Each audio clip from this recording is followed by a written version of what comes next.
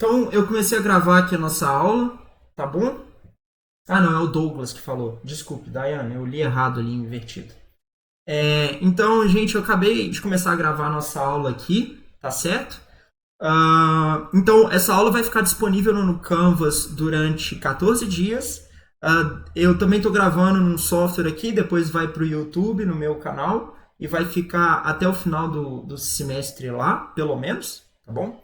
E aí vocês podem ver lá. Eu estou filmando em 4K, então acho que não vai ter problema nem para ler o site, para ler o chat, nem para ver as questões que a gente vai discutir aqui, tá bom? É... Isso aí, sabe? Seguinte, não deixe de se inscrever no canal, gente. Aparece o que vocês escreveram, dá para acompanhar o chat tudo sem problema, tá bom? Legal. Na aula passada, então, quem não assistiu a aula passada, dá uma olhada no último vídeo que está disponível. A gente falou sobre esses circuitos combinacionais. Tá aí na tela um resumo, né, do que são os circuitos combinacionais. E nessa aula de hoje a gente vai justamente ver a questão dos circuitos sequenciais. Que os circuitos sequenciais, eles são basicamente a maneira básica de se implementar a memória, registrador, memória cache, toda a base de memória dos nossos computadores. E eles se resumem em onde que a gente tem a nossa saída, dependendo tanto da entrada quanto do estado atual do nosso circuito, tá bom? A gente vai fazer meio prático, meio teórico e prático essa aula. Aí eu vou mostrar os circuitos, vamos falar assim, de um jeito teórico primeiro, mostrar a tabela verdade, e depois eu vou para o Logicsim mostrar como é que funcionam esses circuitos ali na prática, usando simulação, tá bom? Eu vou fazer isso tanto para o LED quanto para o flip-flop. Para os demais circuitos é só uma construção de circuitos mais robustos, tá bom? Então, deixa eu colocar em tela cheia, porque fica melhor aqui. Isso. Tela cheia, tá ótimo. Então vamos lá.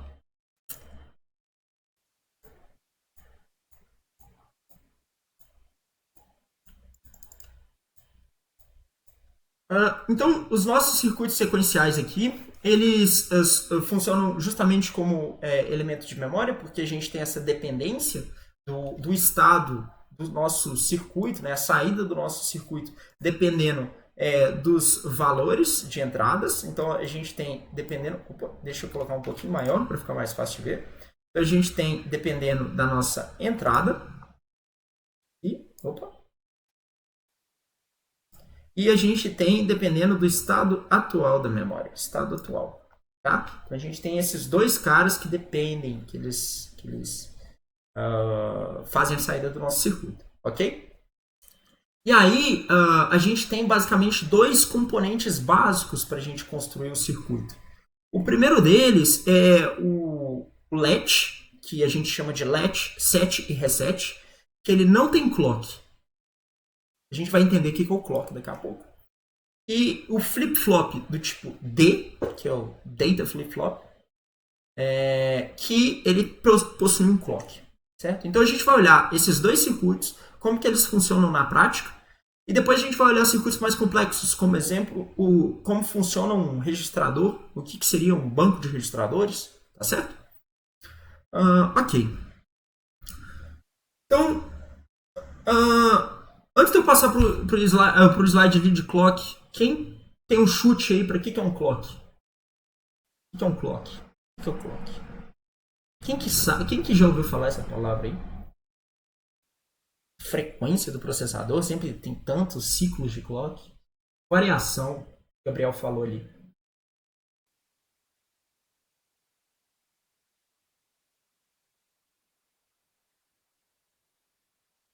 O Ian falou uma coisa bem interessante ali, ó. Um oscilador. Então o Ian falou que ele é um oscilador, o André falou que é um pulso de energia que percorre todo o circuito. É exatamente isso. A gente pode falar que um clock, então, ele é um sinal que ele é periódico. Então, ele é um sinal que ele é periódico. Então, essa palavrinha aqui, ela é bem importante. Periódico. Tá bom?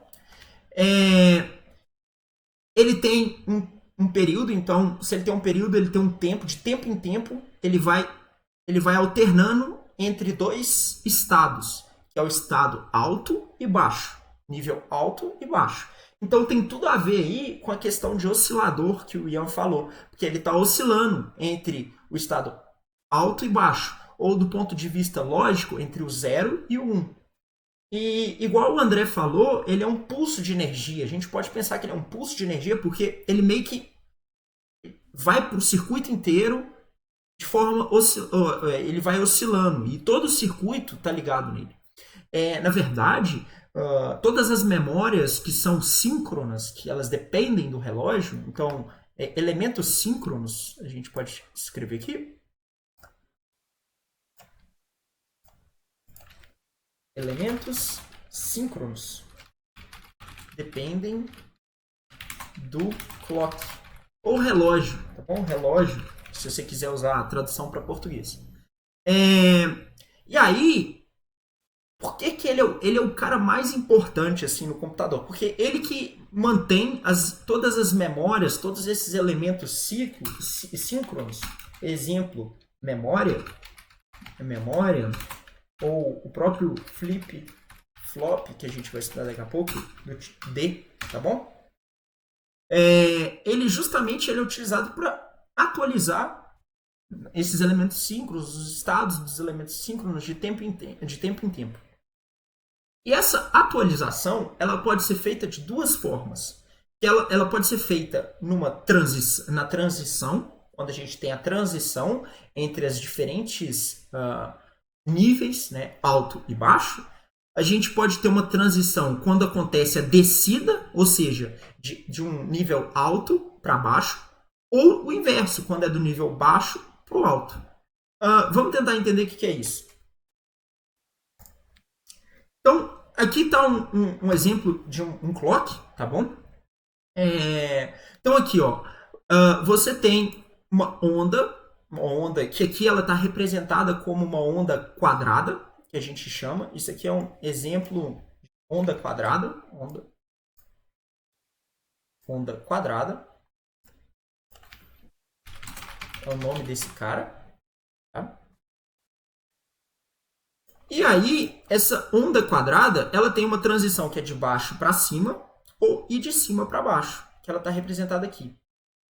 E a gente pode atualizar, a gente pode falar que o nosso hardware, ele ou atualiza nessa primeira transição ou nessa segunda transição.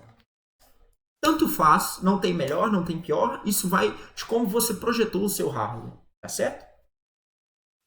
E esse cara aqui, que é justamente o tempo de um ciclo. Então, que isso daí, ele acontece no tempo, né? A gente vive num mundo que a gente tem a dimensão do tempo, e isso daqui, ele ocorre em tempos fixos. Isso aqui, a gente chama de tempo de círculo, que é o nosso período lá da física, certo?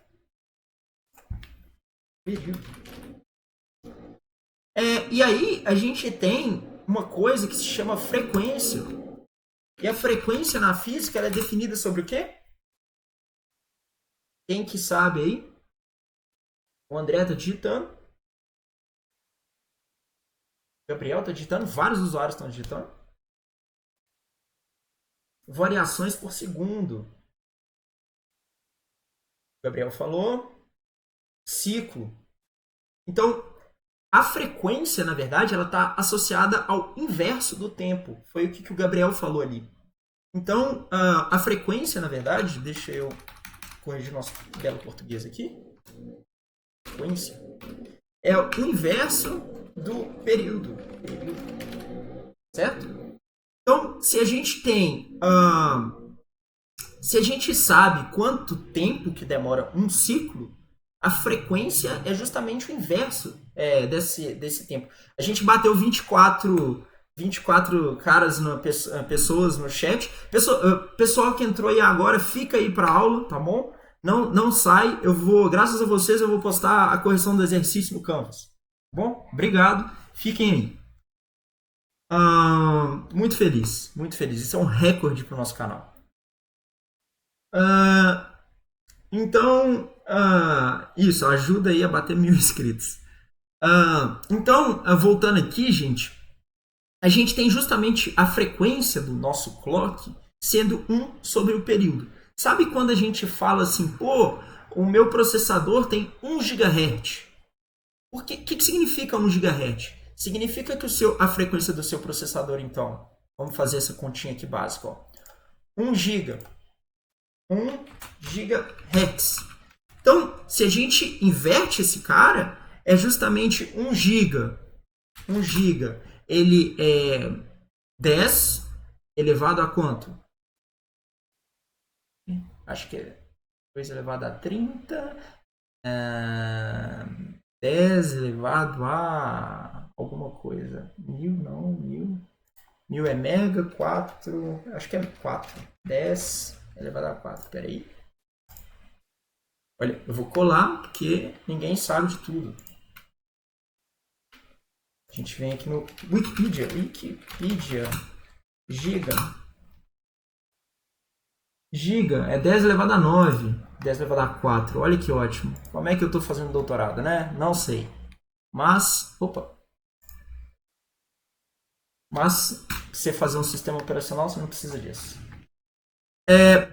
Beleza. 10 elevado a 9. E a gente teria justamente 1 GHz é igual a 10 elevado a 9 Hz. Então, se a gente faz o inverso desse cara aqui, a gente tem exatamente... Por que tá assim feio? Não sei. Vamos colar aqui. Pronto. Se a gente faz o inverso disso, quer dizer que um ciclo numa máquina de 1 GHz, ela demora 10 elevado a menos 9 segundos. Então quer dizer que um ciclo de clock numa máquina dessa demora 10 elevado a menos 9 segundos. É muito pequeno, é muito pouco. Você vê como é que o oscilador, esse pulso de energia, igual quem falou ali, o André falou, o que o Ian falou do oscilador, ele é um oscilador muito preciso. Ele varia muito rápido, tá bom? E os circuitos, eles têm que ser fabricados com essa precisão toda. Ok? Legal, gente? Ficou claro o que um clock é? O que significa um ciclo de clock? Legal. Vamos entender o que é, como que esse cara aí, para os mais curiosos, só quem estiver pensando como é que isso é implementado do ponto de vista físico, eu só vou deixar uma referência aqui, eu não vou entrar em muitos detalhes não. Você pode pensar que isso aqui é implementado com as pessoas que fizeram aí curso técnico em eletrônica. Você tem um oscilador, um cristal oscilador, mais um capacitor, que é justamente para garantir esse comportamento quadrático da nossa curva quadrática, tá bom? Quem tiver dúvidas aí, pergunta acho que é o Douglas que fez técnico em eletrônica. Foi você, Douglas? Foi. Então pronto. Pergunta pro Douglas aí, o Douglas sabe tudo de clock. Tá certo? Beba uma água aqui. Douglas vai construir tudo ali pra gente. Vamos lá então. Então a gente entendeu o que é o clock. Vamos pro primeiro elemento básico de memória, que é o latch. O latch, eu falei com ele que o latch não possui clock. Eu vou até grifar aqui, ó. Latch não possui clock. Então quer dizer que ele é síncrono ou ele é assíncrono? Digita aí. Síncrono ou assíncrono? Assíncrono. Boa. Assíncrono. Porque ele não está ligado no clock. Eu falei do clock agora, porque a gente vai precisar do clock daqui a pouco. Mas ele é assíncrono. Bom? Mas ele funciona de um jeito legal. Mesmo assim, mesmo ele não tendo clock, a gente tem como implementar uma memória usando portas lógicas. Olha só que loucura. A gente tem o NAND aqui. Isso aqui são duas portas NAND. Aí até a gente, lembrando lá da aula, lembra que a gente falou universalidade das portas NAND e NOR? Por quê? Olha só, a gente usa uma porta NAND para implementar um circuito de memória. Então, ela realmente é importante a gente estudar. E a gente fez uma coisa que é bem não convencional, que às vezes a gente nem chegou a ver que isso é possível. Olha só, eu peguei a saída, né? Eu tenho essa entrada aqui que a gente chama de reset, a R aqui porque é reset. Então, reset. E aqui eu tenho o meu outro carinha, que é o meu set.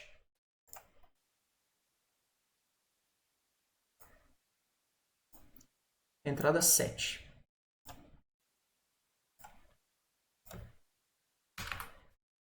Ok? E olha só, aqui eu tenho a saída, mas só que a saída, a outra entrada, tanto da primeira porta lógica quanto da segunda porta lógica NAND, a gente está pegando da saída e está conectando de volta de uma forma cruzada. Tá vendo? E aí, quando a gente faz isso, a gente tem essa tabela verdade aqui, que a gente vai. Primeiro a gente vai tentar entender o que significa, depois a gente vê na simulação. Mas o negócio é o seguinte, ó. Quando a minha entrada reset está em 0, tanto faz. Mas o interessante aqui é quando o set está em 1. Quando eu aciono o set em 1, significa, olha, a minha saída, que é Q, ela vai para 1. Certo? Então, eu dei um set no meu circuito, eu setei o meu circuito. A minha saída do meu circuito, que é essa daqui, ó, a gente chama esse cara aqui, que é a nossa saída, vamos fazer como se fosse o dado que tivesse armazenado ali.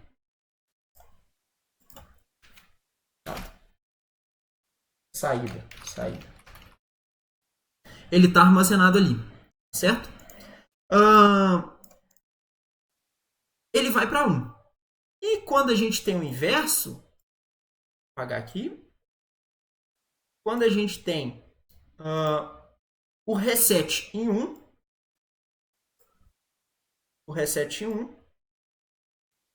a nossa saída vai para 0, porque a gente resetou o circuito.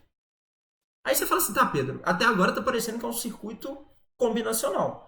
Porque num circuito combinacional, a nossa saída está dependendo unicamente da nossa entrada. É verdade, para esses dois casos isso está acontecendo.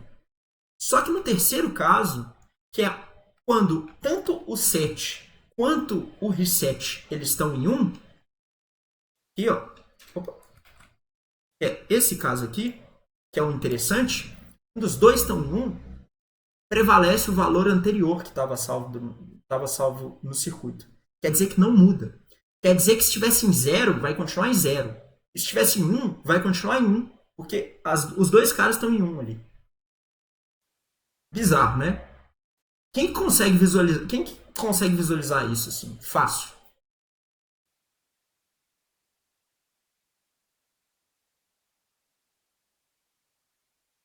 Fácil, assim. Tranquilo.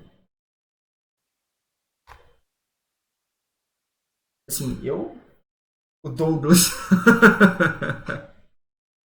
O Douglas é ótimo. Foi difícil entender isso aí, né?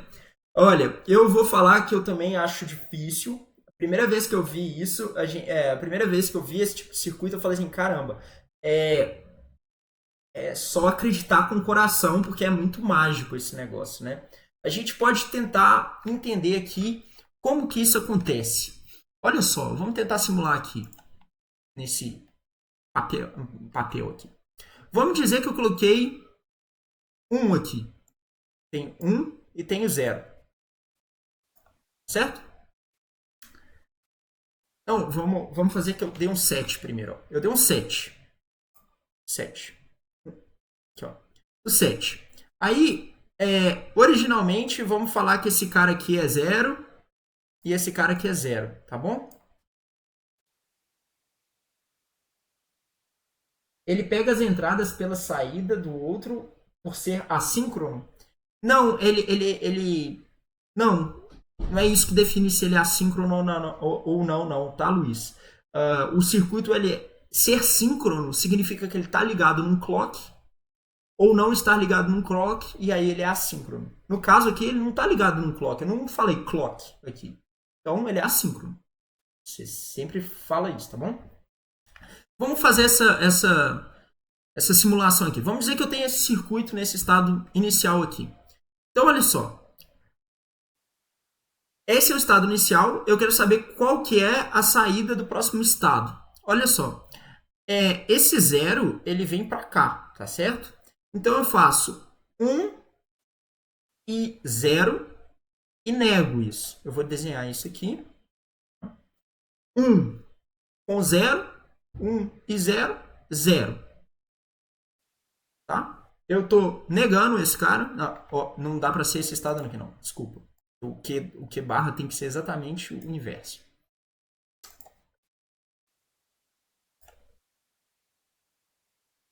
Então tá. Vamos lá. Então, 0 e 1. Tá, 0. 0. Tá, 0. E aí, eu inverto. Continua. 1. Tá, legal. E aí eu faço 1 e 0. Fiz certo? Posso. Deixa eu ver se eu estou simulando certo.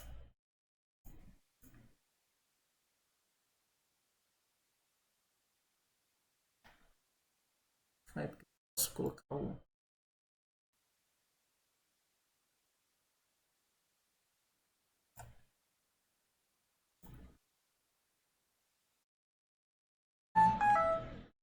Os circuitos começam em 0.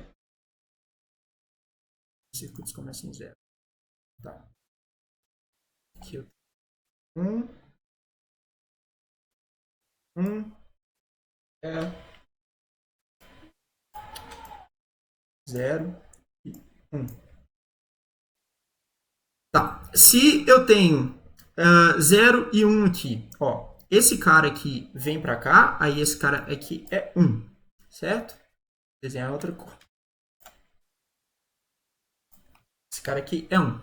Então aí eu faço 0 e 1 dá 0. E eu inverto. O próximo cara ele vai ser 1. E se esse cara aqui ele é o inverso, eu venho aqui com 0. 0. 0. 0. 0 e 0, por exemplo. 0. 0 e 1 dá o inverso.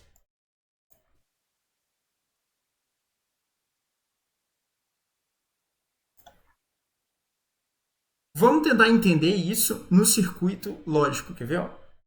Peraí, deixa eu compartilhar aqui. Stop sharing your screen.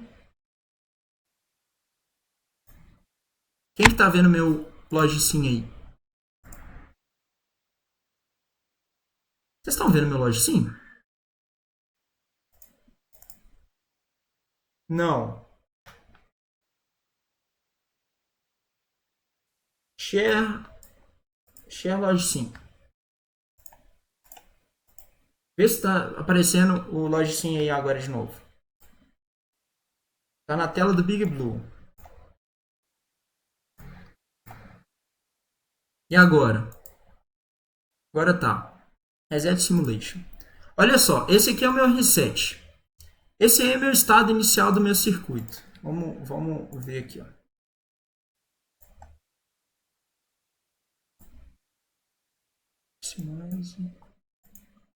Tá grande ou tá pequeno para vocês? Coloca o zoom. Como é que eu coloco o zoom? Alguém sabe como que eu coloco o zoom?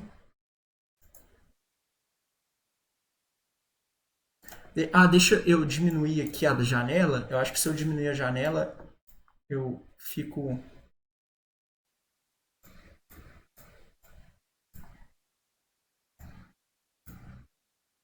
Ficou maior?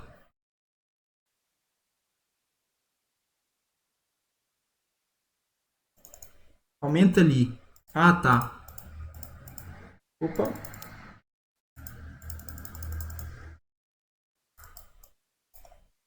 Ficou melhor? Tá. Olha só. Vamos tentar entender. Quando eu resetei o circuito, esse cara aqui que é o que importa pra gente. Ó. Vamos colocar esse cara aqui como se fosse um importante pra gente. Ó. Esse cara aqui que é o importante. Ó. Vou até tirar esse label daqui. Olha só. Quando eu dou set, quando eu dou reset, o meu circuito, a minha saída, ele tem que estar em zero. Ele tem que ir para zero. Ó. Foi para zero. Pronto. Se eu tirar esse cara aqui, ó, ele vai voltar para um estado aí, tanto faz. Porque o 00, ele é um circuito que eu não... Por isso que eu não estava conseguindo simular lá. Mas é porque ele está flutuando. Tipo assim, ele é um estado que a gente não consegue garantir. E ele não é válido, tá bom? Só que quando a gente dá o reset, ele vai para zero. Só que se eu dou um set aqui, ó, o set, ele volta para 1. Tá vendo? Ele voltou para 1.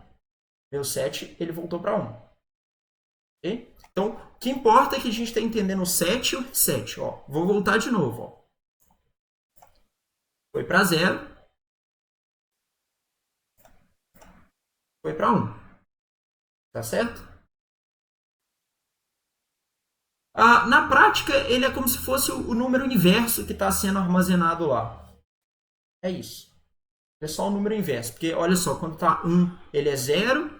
E aí, quando o outro cara vai para 0, aí ele inverte. Entendeu? Ele fica comutando entre esses dois estados ali. Mas o que eu quero mostrar para vocês, olha só. Se eu dou o 7 aqui, olha só. Olha só que interessante. Eu dei o 7 e essa entrada não foi para 0. Ó.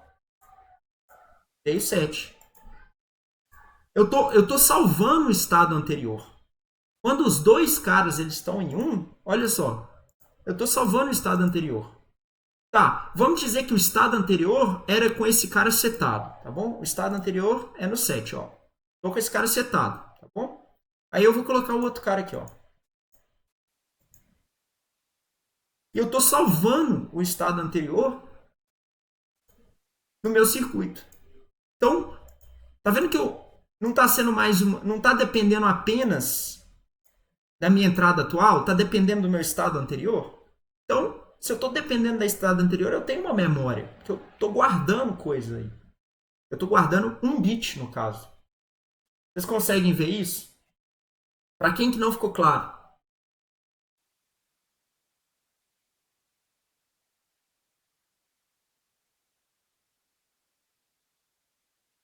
A Daiane entendeu? Legal, Daiane. Ficou mais fácil, né?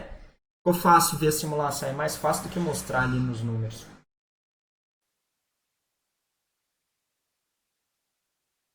Então, esse que é o legal. Porque a gente montou uma memória de um bit que ela é assíncrona.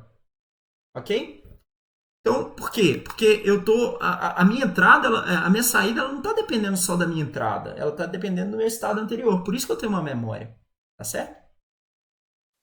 Vamos voltar lá então no nosso stop sharing on screen. Vamos voltar lá então no nosso próximo circuito.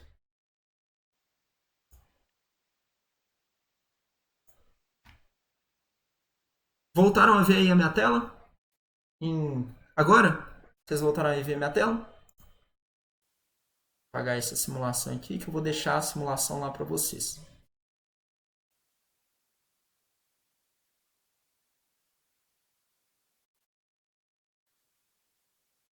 Certo? Ok. Tá, Pedro. Esse aí é um latch síncrono, assíncrono. Então, o clock, para que o clock serve? E para que eu estudei o latch antes? Na verdade, o flip-flop, ele usa o latch. Ele usa o latch, mas ele acopla a ideia do clock ali para a gente ativar ou desativar quando que a gente vai salvar nessa célula de memória. É o flip-flop. Então, aqui a principal característica é que se ele possui clock, Se ele possui clock, ele é síncrono ou ele é assíncrono? Cadê o chat? 25 pessoas, gente. Muito top. Síncrono, perfeito. Ele possui clock. Síncrono.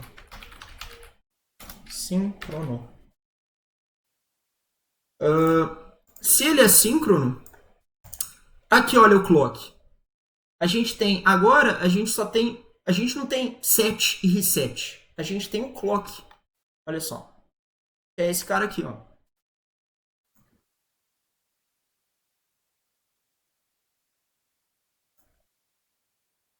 Esse cara aqui. Então a gente tem aqui o nosso dado. E aqui a gente tem o nosso clock. E o que acontece? Olha, vamos ver aqui a tabela verdade, o que acontece, ó. E aqui, gente, olha só que interessante. Esse cara aqui, ó. Qual que é esse circuito aqui? Esse circuito aqui é um LET. Exatamente. O que o Douglas falou ali. A gente pode ver que ele está exatamente replicado aqui, ó. LET. LET.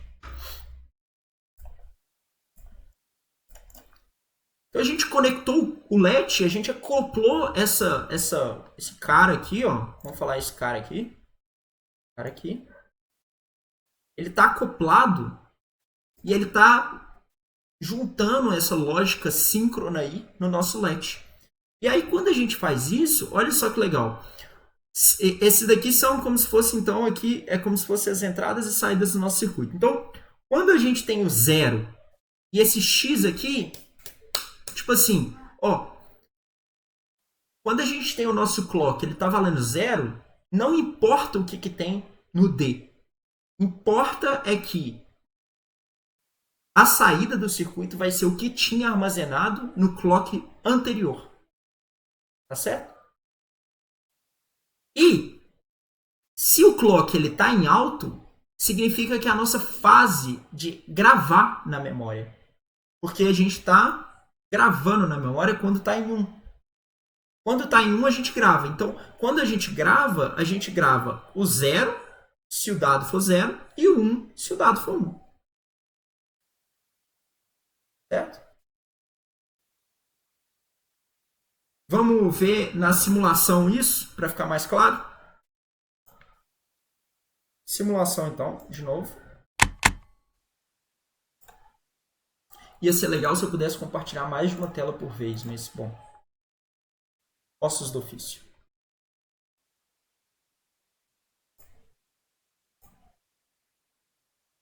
Olha que loucura. Então tá. Vocês estão vendo aí? Não, vocês não estão vendo aí, que eu ainda não compartilhei. Ó, estão gritando de novo. Agora, todo dia, 8 horas da noite, o pessoal fica maluco. Vamos colocar eu aqui. Peraí. Peraí, gente, eu só tô ajeitando minha imagem aqui. Tô lutando aqui com... Pronto, agora foi. Legal. Esse aqui é o flip-flop. E olha só como é que o flip-flop funciona. Esse aqui é o dado e esse aqui é o clock. Eu vou simular na mão e depois a gente vai ver que tem uma funcionalidade muito legal no Logic Sync que é para ele simular. Bom, o negócio é o seguinte, ó. Vamos dizer que eu tenho... O meu dado aqui está em 0. Ó, meu dado está em 0. Meu dado está em 0 e o meu clock está em alto. O que eu disse? Toda vez que o clock estiver em alto, eu estou gravando no meu circuito. Tá? E aí, o clock deu o primeiro pulso. E aí ele gravou 0 lá. Ó, pá, gravou 0. Ok? Aí quando esse clock vai para 0, olha só quem continuou na saída 0. Foi para 0, continua 0. Olha só que loucura. Está continuando em 0. Aí vamos dizer que agora eu quero gravar 1 no meu circuito. Aí eu vou lá e gravo 1. Pá. Ele mudou para 1. Tá vendo? E aí na hora que eu voltar o meu clock, ó, 0, ele continua com com o outro estado anterior. Continua o outro estado anterior. Continua o outro estado anterior. Tá vendo que ele só vai mudar de estado só quando o clock estiver em 1, aí ele vai pegar a entrada e jogar lá para a saída. Senão ele vai continuar no mesmo estado. Vamos ver como é que isso acontece, ó. Vamos dizer que eu vou lá e vou gravar 0, ó. Gravei 0. Pá, gravou 0. Opa, que ele tá simulando os 3 estados, ó. Gravei 0, tá vendo? Meu circuito tá em 0. Aí o meu clock vai para baixo. Ó, o meu clock foi para 0, tá bom? Em 0, eu não gravo nada no circuito.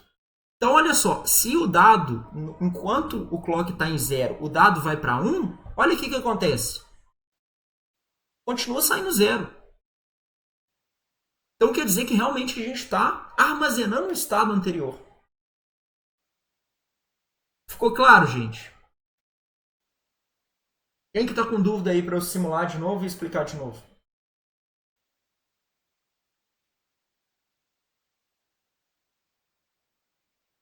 Gente, tá dando barulho aí pra vocês demais, assim, ruído, porque a galera tá gritando muito aqui. Tá dando pra ouvir de boas. Tá bom.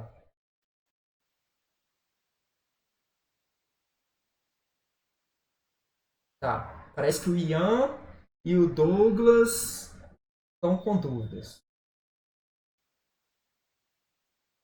É porque aqui a saída é alt-linha. Então eu vou apagar aqui de novo para não gerar confusão. É porque a saída é negada, tá bom, Douglas? Mas o que importa ali pra gente é a outra saída. É igual no LED. Pode falar. Você tá com o microfone aí, fala aí para todo mundo te ouvir. You are now muted.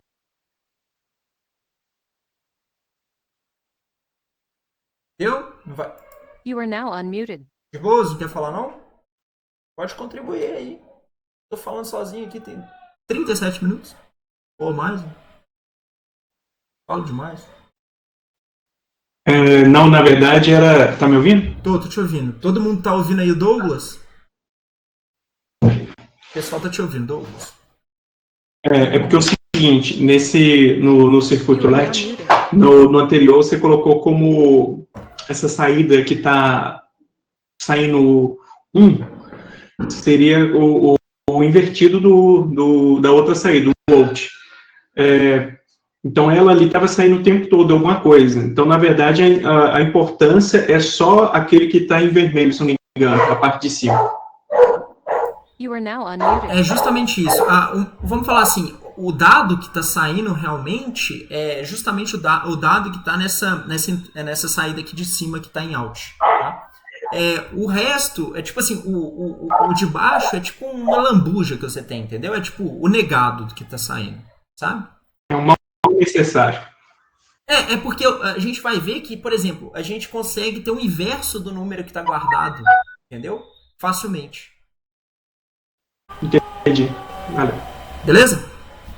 Gente, então, só para ficar claro ali pro Ian, vamos fazer aqui a simulação de novo. Ô Ian, o negócio é o seguinte. Toda vez, isso aqui é uma memória, e essa memória, ela é síncrona. E como é que ela funciona? Quer dizer, se ela é síncrona, quer dizer que tem um relógio. Aqui que está o nosso relógio, que é o clock. E ela vai funcionar da seguinte forma. Toda vez que o clock estiver em 1, ou seja, em alto, tá? A gente vai pegar a nossa entrada e vai salvar no nosso circuito. Aí a nossa saída vai virar esse cara. E toda vez que ele estiver em 0, o nosso clock, a saída vai continuar sendo a saída anterior. Tá? Olha só, nesse caso aqui, exatamente agora, a gente está no seguinte caso. A nossa saída anterior era 0. Só que a nossa entrada aqui é 1. A partir do momento que se essa entrada ela continuar em 1, mas o nosso clock ele vai para 1 também, o valor da entrada ela vai ser salva na nossa memória. Mas se o nosso clock continuar em 0, ele vai continuar em 0, independente do que estiver no dado. Olha só, eu vou variar aqui. Ó, o dado está em 1, está saindo 0. O dado está em não importa, isso aqui é o sinal de não importa, está saindo em 0. O sinal está em 0, está saindo 0. O sinal está em 1, está saindo 0. Bom, só vai salvar quando o clock for para 1. Ó, o clock vai para 1. Foi para 1. Tá? Enquanto o clock estiver em 1, se mudar esse cara aqui, ó, foi para, não importa, ó, a saída foi para uma coisa não válida. Foi para 0, tá salvando. Voltou para 1, tá salvando. Foi para, não importa. Então tá em 1. Ele só vai parar de considerar a entrada quando o clock voltar para 0. Na hora que o clock voltar para 0, ó, não importa o que tem na entrada. Ele vai continuar armazenando o cara lá. Conseguiu entender que tem essa noção de memória? Porque ele tá lembrando o que tinha no passado e ele só vai parar de lembrar só quando o clock estiver em 1.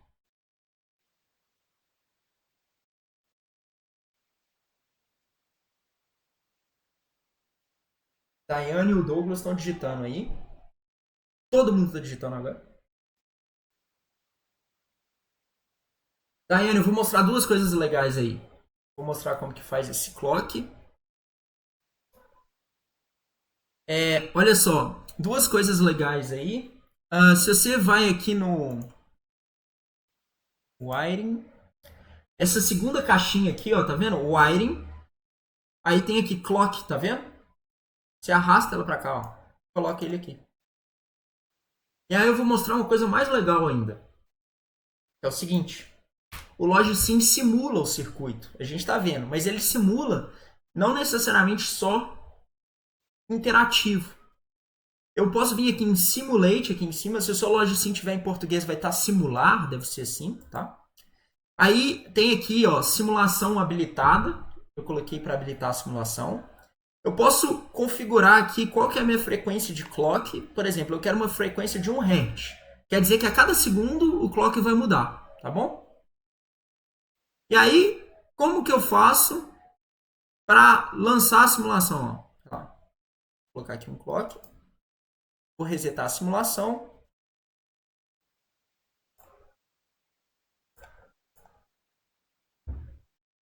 Eu vou colocar a simulação. Peraí. Enable. Aí eu vou habilitar os ticks aqui, ó. Tá vendo? Vou habilitar os ticks. Olha só o que está acontecendo.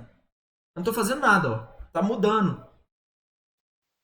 De 0 para 1. Tá vendo? O meu clock. Tá vendo que tá mudando? Ó? E aí eu posso vir aqui e mudar, brincar com a minha entrada, ó. Minha entrada foi para 1, aí ele salvou 1 lá. Minha entrada foi para não vale, aí ele continua. Vou aumentar a frequência aqui, ó, 4 Hz. Olha só. Frequency 2 Hz, para ficar mais visível ele para vocês, ó. Vou salvar 0, ó. Tá salvo 0 lá na minha memória. Meu clock tá mudando, ó. Salvar 1 agora. Salvou 1, ó. Esse programa é super legal, gente, porque dá para você simular todos os circuitos que a gente foi estudando, a gente pode construir eles, tá? E aí a gente pode fazer coisas bem legais, assim, sabe? Fazer um processadorzinho, assim, não uma coisa complexa, porque eu posso ir passando umas dicas, que aí tem como você meio que criar uma classe, aí você meio que cria um pacotinho para isso aqui, aí você usa num outro circuito, entendeu? É bem legal esse software.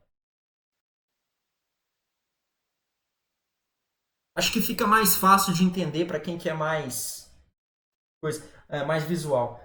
O Douglas falou ali, ou seja, no ponto alto do clock, o que estiver na entrada vai ser salvo, vai ser mantido. E aí, quando estiver embaixo, vai sair o que estiver na entrada anterior, Douglas. Exatamente isso.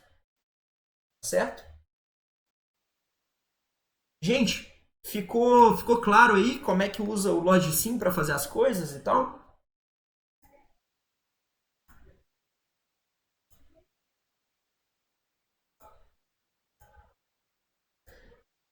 Então aí, ó, para os interessados, a ideia é a gente fazer um trabalhinho no Logsim, um trabalhinho tipo assim, maiorzinho, assim, fazer talvez uma implementação de um processador, ou um somador, ou alguma coisinha, uma ULA, talvez uma ULA, sabe?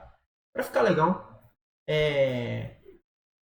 Mas eu acho que é legal assim pra gente botar um pouquinho mão na prática, é meio terapêutico. Vocês vão ver que na hora de fazer esses negócios aqui é meio terapêutico, porque você arrasta as linhas aqui, aí você fica assim, essa linha não tá bonita. É bem terapêutico, na verdade.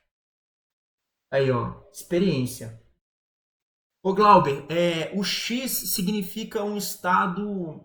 Ele é um estado mais de eletrônica, assim. É quando o estado ele tá entre 0 e 1, assim. Ele é meio. É o que a gente chama de não importa. É o nome do estado. Entendeu?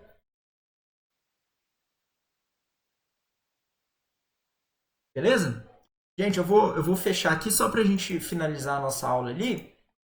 Eu vou disponibilizar então, como a gente teve a nossa audiência, um Logicsim, um arquivo do Logicsim com todos os nossos circuitos combinacionais e o Logicsim também com todos os nossos circuitos sequenciais, para vocês estudarem, brincarem, simularem ali, tentar entender e assimilar o que está acontecendo, tá bom? Vou voltar ali para nossa apresentação.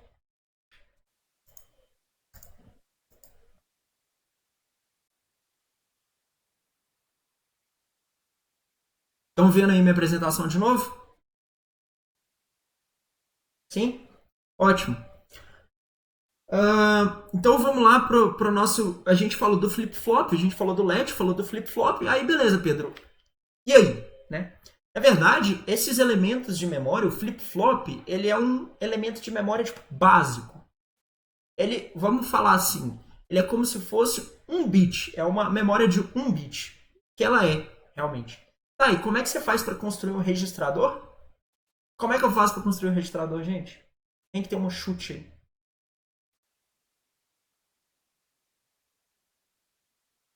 Quantos bits que tem o registrador do MIPS? 32, a pergunta clássica. Não podia faltar, né? Tem toda a aula isso. Pelo menos isso eu sei. Sei, André. Então,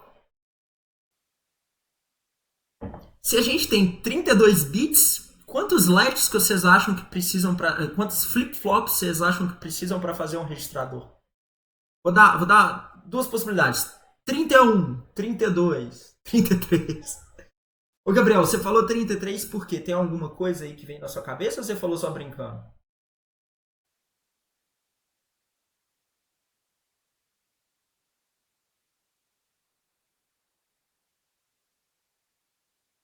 Quero só entender essa dúvida.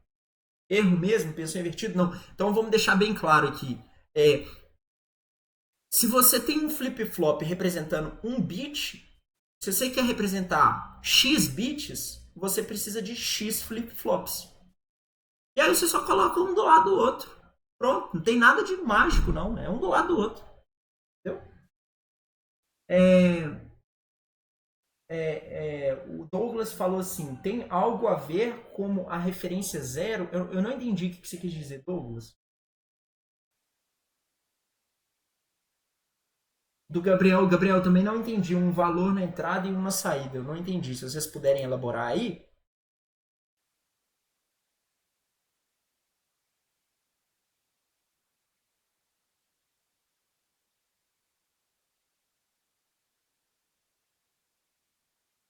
De boas. Tá bom. Então eu vou assumir que tá ok para vocês dois, tá bom? Então, gente, se eu quero ter um registrador, eu vou pegar. Vamos dizer que eu quero um registrador de 32 bits. Eu vou pegar 32 flip-flops, colocar eles bonitinho um do lado do outro. Pronto, tem registrador. É isso, registrador. É uma memória cache, é como se fosse uma organização mais. Claro que tem propriedades eletrônicas, para a gente que é da computação, logicamente é a mesma coisa. É isso. O que está debaixo dos panos ali, o que você vai falar para sua tia, o que você aprende na aula de arquitetura de computadores, você fala isso aí para ela. Ó. Flip-flop, um bit, pronto. Bom. Então, já que a gente sabe fazer um registrador, vamos tentar fazer uma coisa um pouquinho mais complexa, que é um banco de registradores. O banco de registradores lá no MIPS, lembra que no quantos registradores que o MIPS tem?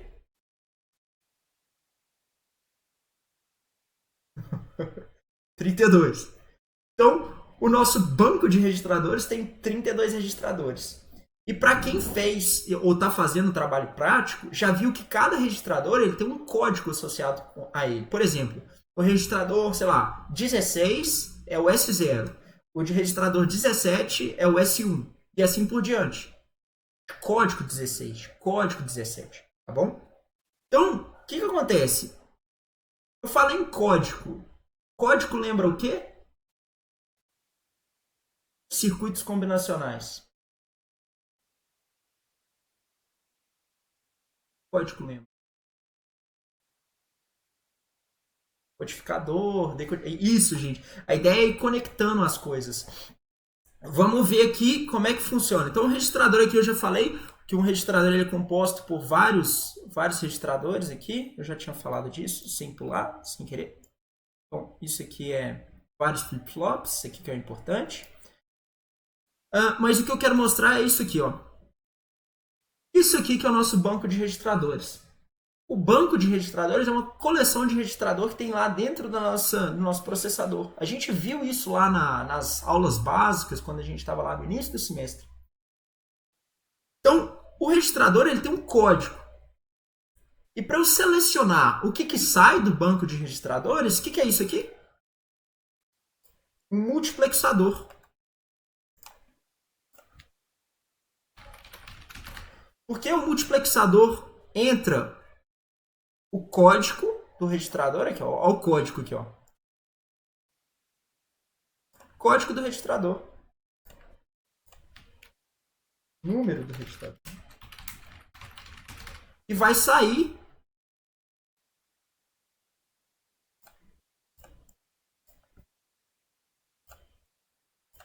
o número do registrador. Aí, Douglas, você não viajou não, tá vendo, gente? Olha só, você tem um banco de registradores. Cada registrador é um conjunto de flip-flops ligados, certo? E o multiplexador ele vai escolher qual que é o registrador que vai ser usado. A única diferença aqui é que esse multiplexador aqui, ele é um multiplexador grandão. Ele é um multiplexador grandão. Vamos dizer que você tenha 32 registradores, tá? Cada um dos 32 registradores, então ele é um multiplexador do tipo 32, tá saindo 1. Mas aqui a gente não tá saindo 32 bits para 1. A gente tem 32, né? 32 duas vezes, então é como seria 32 elevado a 2, que vou escrever assim. É como se fosse 32 palavras para uma palavra. Porque esse cara que está saindo aqui...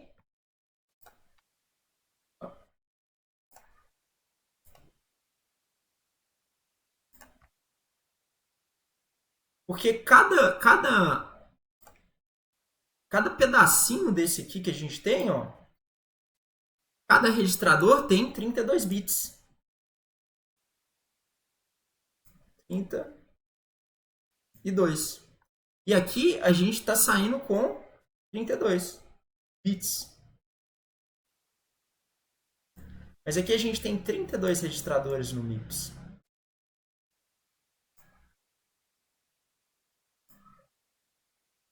Vocês conseguem ver, vocês conseguem visualizar que justamente um banco de registradores é um conjunto de registradores com um multiplexador que vai selecionar qual registrador que a gente está usando? Quem que não entendeu aí, comenta aí. Quem está na dúvida? O André ficou... Tá claro para o André, para o Douglas também. Ó, o Altino está escrevendo. Altino, ficou tranquilo para você?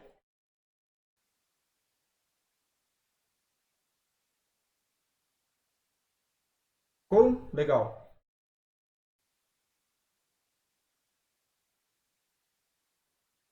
Show então, gente. Então, basicamente isso. Quando a gente quer ler um registrador. Quando a gente quer ler um registrador, a gente vai colocar um código no multiplexador de qual registrador que a gente está querendo pegar o resultado que está salvo lá. Quando a gente quer escrever no registrador, em vez da gente ter um multiplexador para selecionar a gente vai ter duas coisas. Lembra que tem o clock? Então, o clock aqui, ó. Olha o clock aqui, ó. Olha o clock aqui. Clock, ó. Ele é um sinal de escrita que a gente falou. Eu quero escrever. Isso aqui é como se fosse o nosso clock. E a gente vai falar, eu quero escrever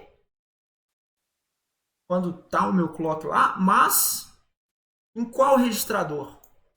E aí, para escolher qual registrador que a gente vai escrever, a gente tem um código do registrador e aí ele vai decodificar para usar nesse AND com o clock aqui, ó. A gente está fazendo um AND. Aqui é um AND, ó. Então é clock AND registrador.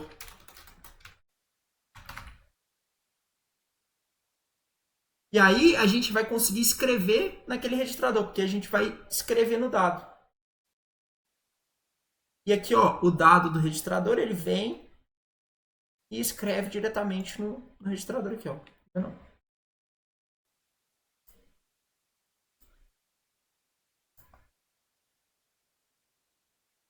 Deixa eu colocar aqui.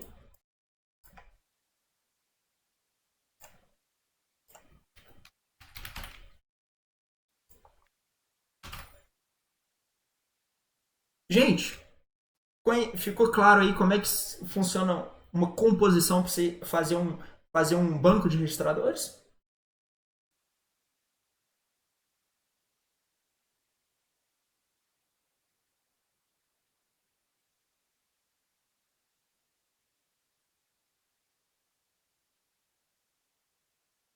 Ô Douglas, fica tranquilo. Essa parte aí eu vou cobrar em trabalho. Então vocês vão ter tempo para refletir e tal.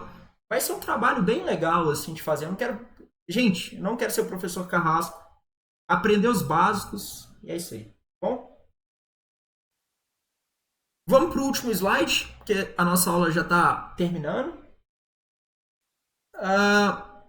O nosso último slide é ótimo, porque eu não sei o que vai acontecer no slide depois. Nosso último slide é as referências. Gente, a gente tem 4 minutinhos aí para dúvidas. Quem está com dúvida aí, quem não ficou claro, eu vou parar aqui agora porque não faz sentido. Peraí, parar de gravar aqui. Eu vou parar de gravar no YouTube.